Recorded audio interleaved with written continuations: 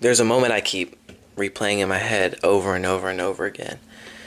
Sitting around a table with a bunch of people I had met like 2-3 days ago, and we're talking like we've known each other for years.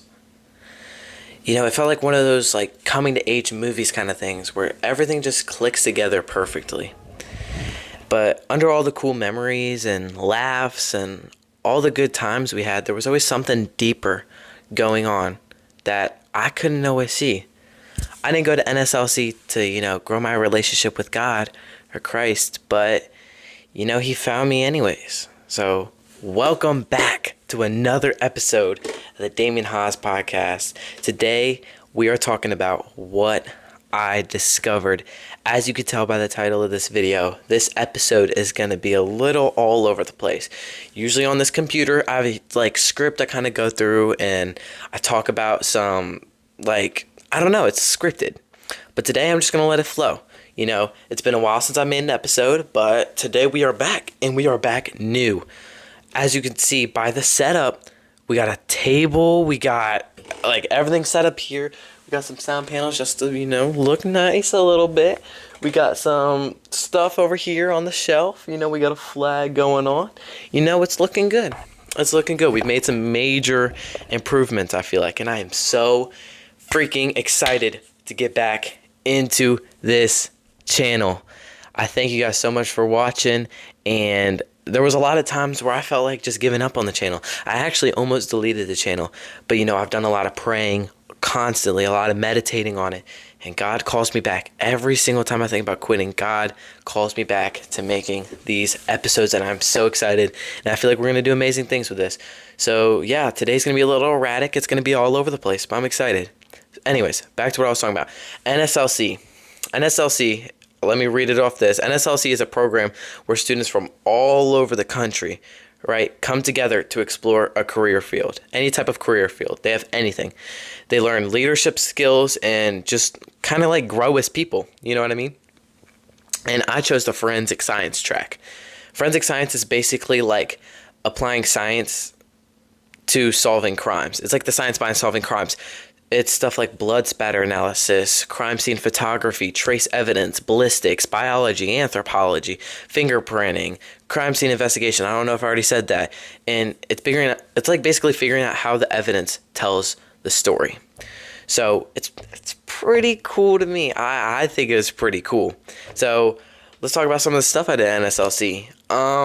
My favorite class that I took there was probably it's called forensic psychology. I don't know what I was saying. It's called forensic psychology. It's basically how like the criminal minds works. It's like, it's like Criminal Minds, like the show. Like that's what NSLC is. It's kind of like NSLC. It's like forensic files type stuff. It's like all that interesting stuff. Any crime show you've ever seen. It's stuff like that. And it was amazing. Amazing TAs, which are team advisors, I think. A lot of amazing people. I met some of the greatest people I've ever met in my life here. It was just absolutely amazing. And going there, we took trips to the FBI, the Secret Service, the Washington Memorials. It was just wonderful. It changed my life going there. And actually going to the FBI, I went into this whole NSLC thing nervous. I was really nervous. I thought I wasn't going to belong there. But when I went there, I started to realize, I was like, ooh, I could kind of see myself doing this. When I went into the FBI, I was like, I don't know, I could kind of see myself doing this, And that kind of put this thing on my brain. Now I kind of want to be a little FBI secret agent or something like that. I definitely want to work in law enforcement one day. That's one of the things I really want to do.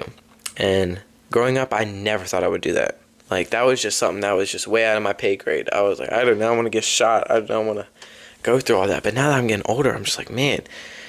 And seeing how where I live, the police, offices are, the sheriff's department, it's just I realize how important it is and how much we need it, So I just feel like it's my calling. I really want to work in law enforcement. What else do I talk about? I met some really good people up there. Um, let's just kind of go through the people I met. Riley. Riley's the first person that comes to my mind. I don't know why. He was my roommate's cousin. And Riley, he was funny. He loved Clash Royale. We would play Clash Royale whenever we went on field trips, just sit on our phones. I mean, this kid he was really cool. He was always there for me. I talked to him a lot. He actually really seemed to care about what we were learning. And that was something that was really cool to me, because I felt like a lot of people didn't necessarily care that much. But him, he was in it all the time, asking questions. He was very outgoing. He was really cool. Someone else I met, literally the only person I talk to still, Tamia. Tamia, she's awesome. She's a gymnast. She's done all sorts of stuff. In her room, she literally has a wall of all the awards she's ever had in her entire life. She's really funny. She's really funny. Sometimes it seemed like she wasn't all the way there. That's kind of what made her funny.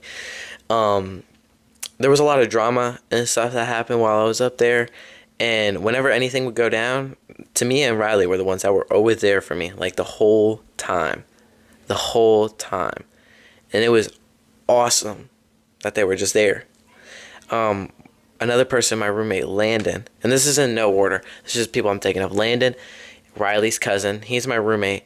Met him on day one. He was funny. He was funny. There was I don't know. I don't really know how to explain Landon. He was just a really cool kid, and I really liked being around him. Sometimes he was a little strange. He'd zone out sometimes. But it was really cool.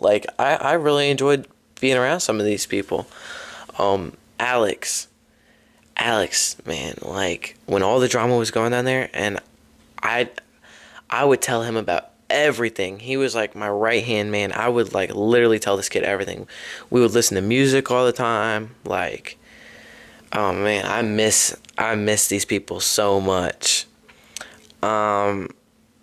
Yeah, well, being around all these people, it just kind of gave me that feeling, a mark on me that just said I belong here. I'm not less than anyone else. I felt like I was made for this, kind of. It just really felt like my calling, kind of. I've really connected with these people. And I didn't just feel welcome around these people. I felt seen. I really felt seen by these people. I was surrounded by smart, driven people, and I still didn't feel behind anyone. And I me being me, I usually second guess myself, but not there. I felt steady. I felt capable. I felt like I was enough. And I feel that confidence that I had, that peace that I had, that was God working in me. That was God giving me that confidence. And that peace was just God being over me. All the praying I did for peace and to just be good when I was up there, because it was 9 days. It was the longest I was away from my family. All that praying I did, really, he heard it and he listened. And something I discovered was that God shows up in the peace, not just in the problems. God is always there, always. People think that God is there when you're struggling and God will just lift you up. Yes, but even when you're doing amazing, God is still there. God is cheering you on. God is helping you out. God is the reason that you're doing so good. And that's when I realized, maybe leadership doesn't start in insecurity or anything. Maybe it starts in knowing that you're already enough. I always had this weird idea of leadership. I thought that leadership was you had a community, right? And the leader was someone that guided the community in the right steps, because it was a National Student Leadership Conference, and we had leadership meetings, and before I went there, I didn't think leadership was anything. I went there for forensic science, not on how to be a leader. But then we had this awesome public speaker. Brandon Love. People called him B-Love. He was a magician, public speaker, traveled the world. Like, he was a cool dude. And I miss him. I miss those leadership meetings. And he really talked about real stuff. And he just changed my whole perspective on what it means to be a true leader.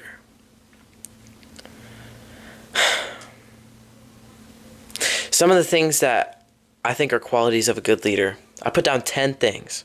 And I'm going to go through them. You can pause at any time if you want to, really sit in it. But the first thing I wrote was integrity, which is doing the right thing even when no one's looking. Doing the right thing when no one's looking is really hard. Sometimes I feel like I need to do the right thing. I feel like I should do something good because someone's looking at me. But that's not what a leader is. That's not what it is at all. Proverbs 10:9 says, "Whoever walks in integrity walks securely." I've thinking about integrity. It shows me that God values who I am, even when the lights are off. God values me when nobody's watching. Because God is always watching. God sees what I do when no one else is looking, and He values that more than something I do when everyone's looking.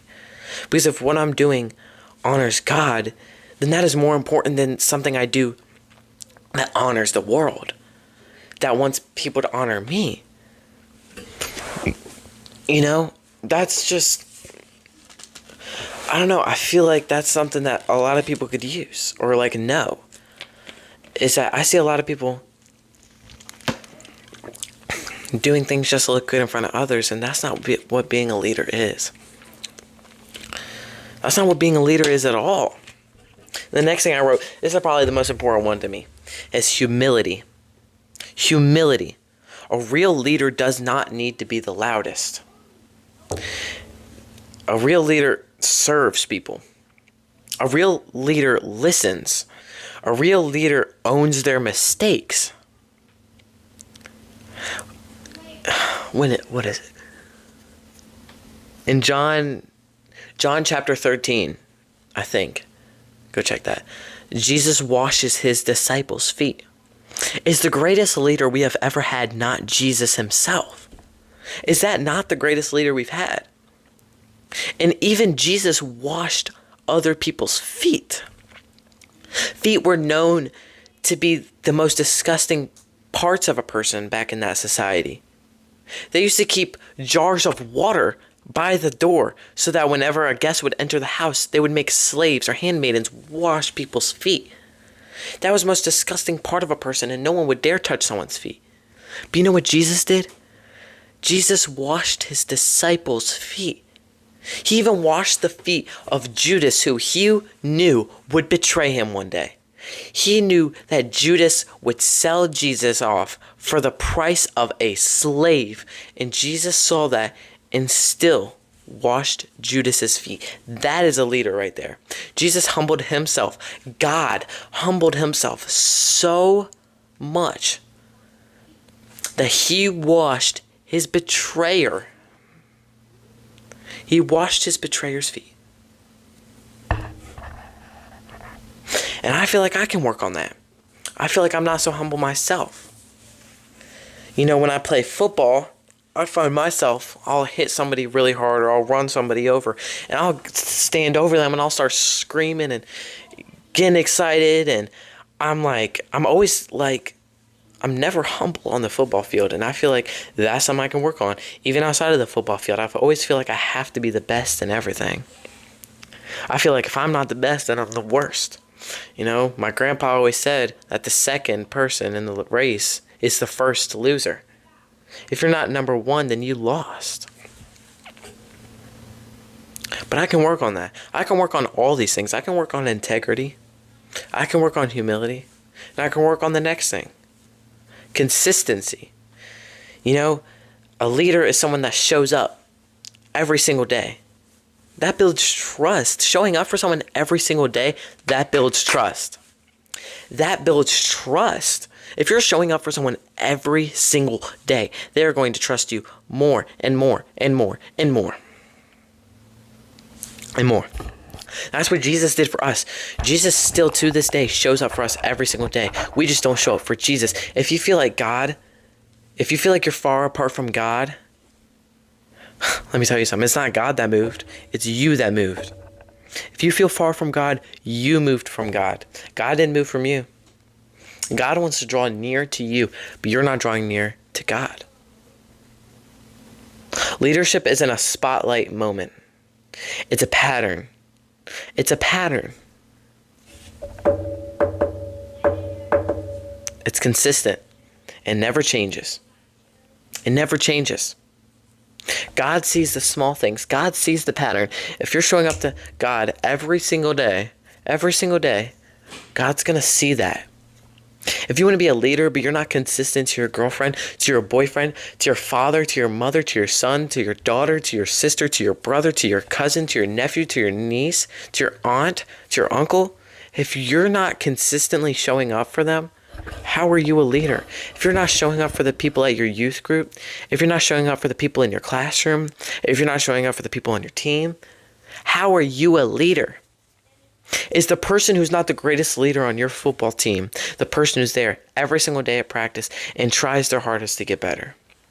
Is that not a leader? Is that not a leader? That's the greatest leader to me. I feel like that's the greatest leader. And the next thing that I think that makes a great leader is someone who has vision. Someone who sees something greater and helps others see it too, and helps others get to that goal. Some people there believed in others before they believed in themselves. At my NSLC, some people wanted to lift others up even when they needed lifting up. Those are leaders. My TA, Camilla, she was talking about how before she decided to come back to NSLC, she was going through some issues. But she still showed up for us and lifted us up and gave us the best experience we could have had. Best experience. Camila was amazing. She is an amazing person, and I miss Camila. That's a leader right there.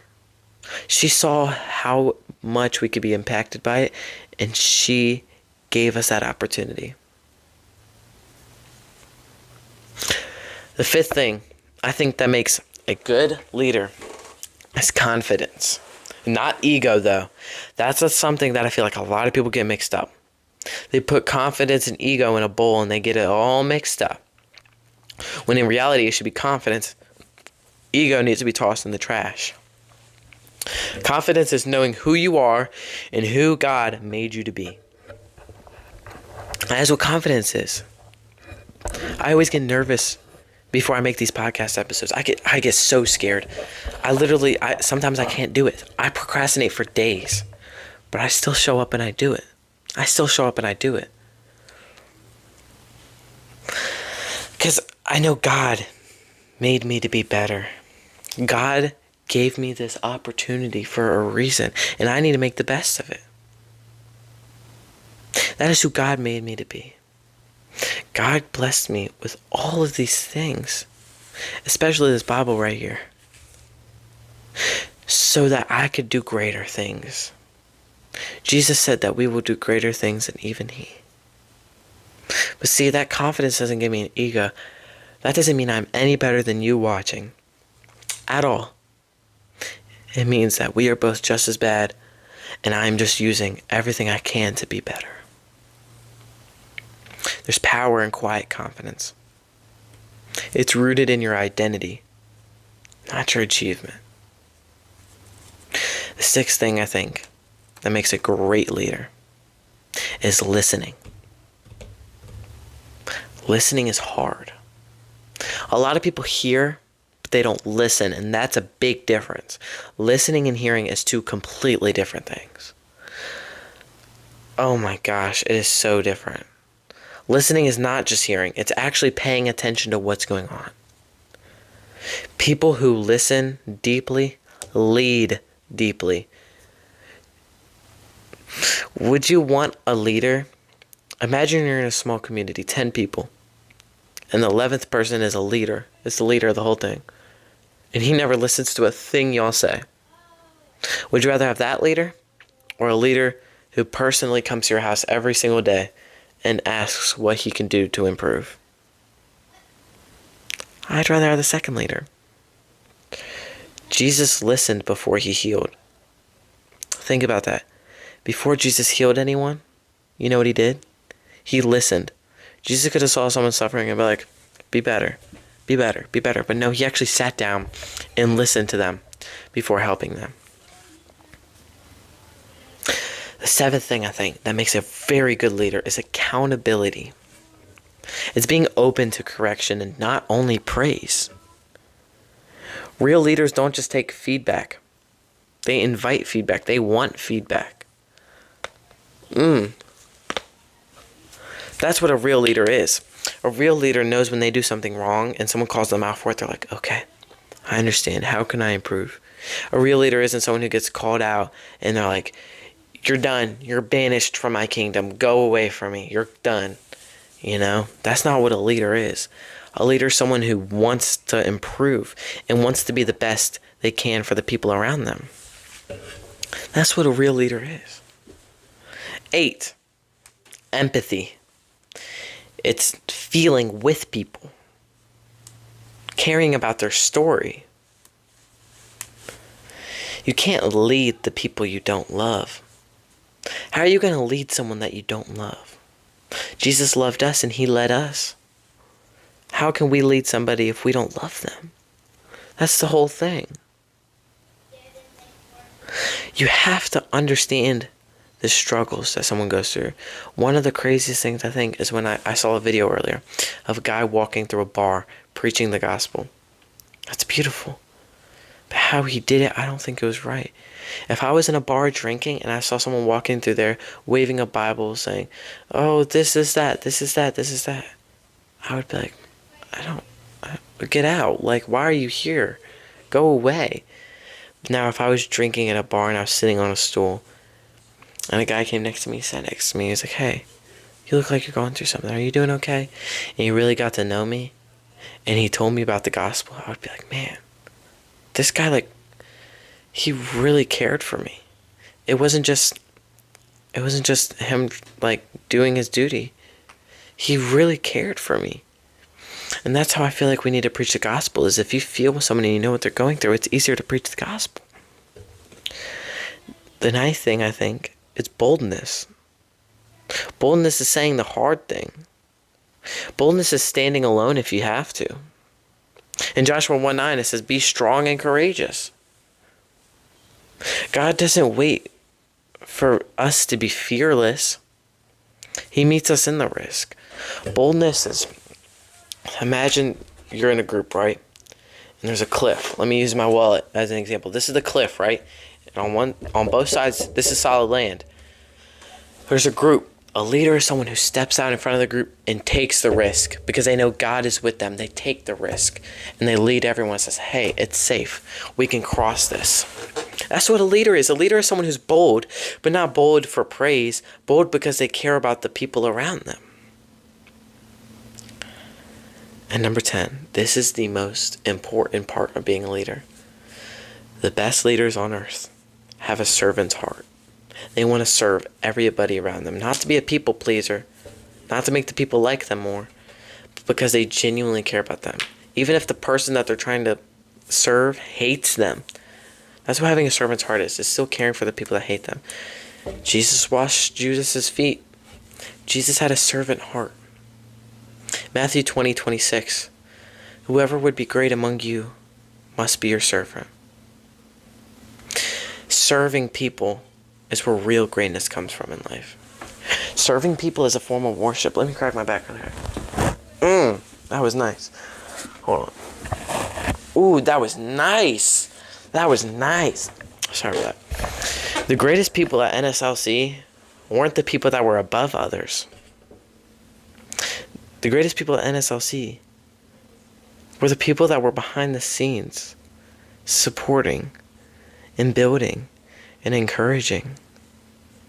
Tamia, for example, when I was really upset and I was struggling with things, Tamia asked if we could go to the Spiritual Life Center the next morning, which was like a church basically on campus.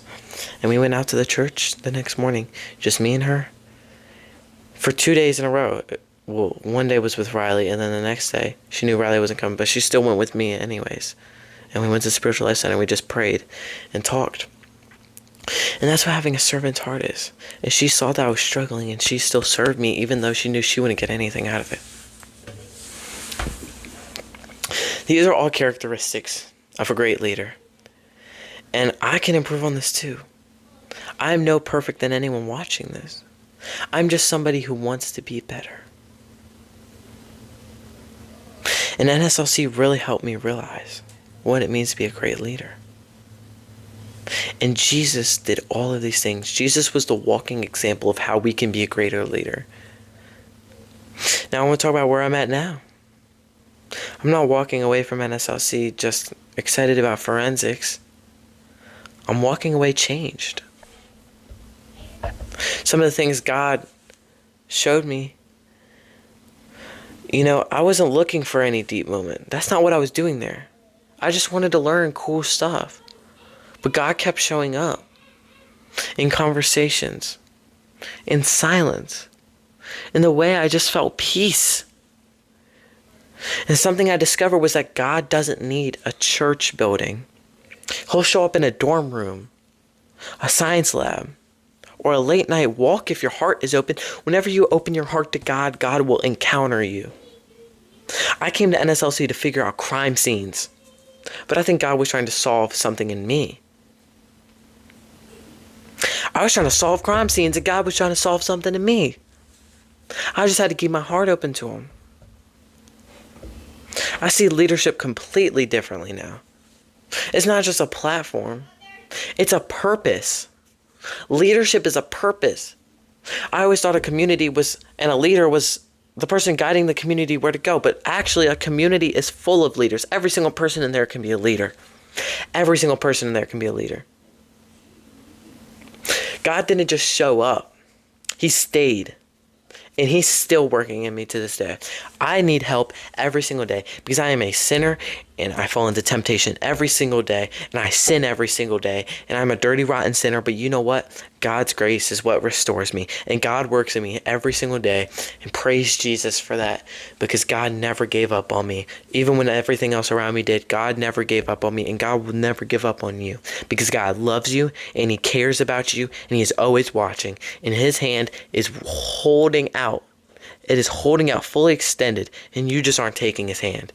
Like I said, if you feel distant from God, God didn't move, you did. God loves you and He cares about you. And I'm still figuring it all out. But the thing is, I'm willing. And I'm not saying you're not. I'm just saying I'm willing. And I think that that's where leadership begins.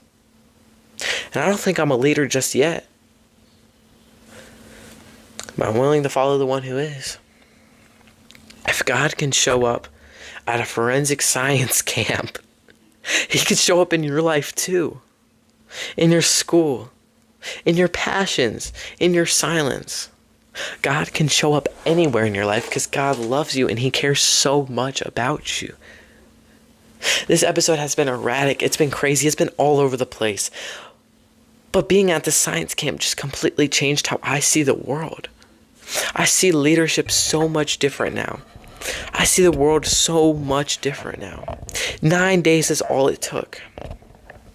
I spent 9 days. I brought this Bible with me. This Bible right here. I brought this with me.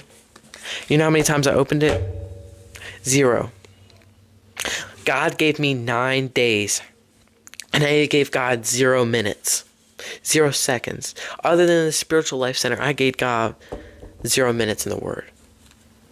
Because God saw that I needed Him in the drama. And I pleaded to God to show up, and He showed up. God never fails to show up. God never fails to show up. People around you in your life are going to let you down. People in your life are going to stab you in the back. People in your life will lie to you, steal from you, plead to you, cry to you. yell at you, hit you, hurt you. People are unreliable in life. And you can't always trust people. I remember growing up, I was taught to not trust anybody. But you know what I realized? That there is somebody out there who cares about me 100% and will never hurt me, and that is Jesus. And Jesus is always there for me. You know, there's been so many times in my life where I have felt so alone and so distant from everyone, and I felt like I was never good enough. Crippling anxiety, crippling depression. I felt like I would never get out of that hole, but God pulled me out of it, and He sent someone so amazing to me, because God, He could do it alone, but He decided that He was going to come to me and show me His love through a person. Actually, let me show you something that person made for me a little while ago. Right here, a couple days ago was actually the first time I tried making this episode. I've tried making it like 4 times now, but a couple days ago was 7 months that me and my girlfriend have been together. And you can call me crazy, but I genuinely think that if angels can be, like, if they can come in human form, if they can, then she is an angel. I really do believe that. Like, she is so amazing. Yes, sometimes she messes up. Yes, sometimes she upsets me. She actually upsetted me this morning and last night. But you know what? She cares, and she tries her hardest, and she is hardworking. And, well, that was the same thing twice. But you get the point. She loves me, and she showed Jesus' love for me. Even when I was at that camp and I hardly talked to her for 9 days, she didn't care. She stayed when I needed her the whole time, and she forgave me, because that's what love is. Love does not boast. Love does not envy. Love is caring. Love is kind. She cared about me, and I care about her. And all these things on being a leader are things that I can apply to that relationship. That's things I can apply to every relationship. And I feel like that's things that you guys can apply to your relationships in life. This podcast isn't me preaching to you to say, oh, I'm better and I'm just teaching you guys how to be better. No, this podcast, I don't care if anyone sees this, but this is me getting stuff off my chest. This is everything, every single thing I talk about in here. Every single episode, I want you to know this, every single episode I made is things that I'm struggling with, and I'm trying to teach y'all. As I'm trying to get better, it's me teaching you what I'm going through. Even this episode, it's more of a past experience thing, but it's me showing you what I'm going through. And I thank you guys so much for watching these videos. I'm going to try to make more videos. I'm going to devote more time to this, because I love doing it. I've spent so many hours making this exact video right here, and I keep messing it up. But I realize that it's okay not to be perfect. And things are okay when they're not perfect. That's where the beauty in most things comes from, is in imperfection. And that's what I feel like I need to understand too. Is that I'm not perfect, you're not perfect, but we can try to be better through the one who loves us, through the one who is perfect. So I'm going to end this video in prayer. Lord, I thank you so very much for the opportunity to make another podcast episode. I just ask that anyone who watched this, you can bless them in Jesus' name. And I ask that this podcast touches them. And you can reveal these things to them in a way that you revealed them to me through NSLC, Jesus. I just ask that you can encounter them and show your love to them. And I ask that good things come their way. I thank you again, Jesus, so much for all that you do, and it's in your precious name I pray. Amen. I thank you guys so very much for watching, and I'm going to try to upload more, and maybe, just maybe, we have a really good video coming out next week. We might have a guest coming on the podcast. Not sure yet. I'll figure it out, and I'll see you guys next time. Thank you so much for watching. Bye-bye.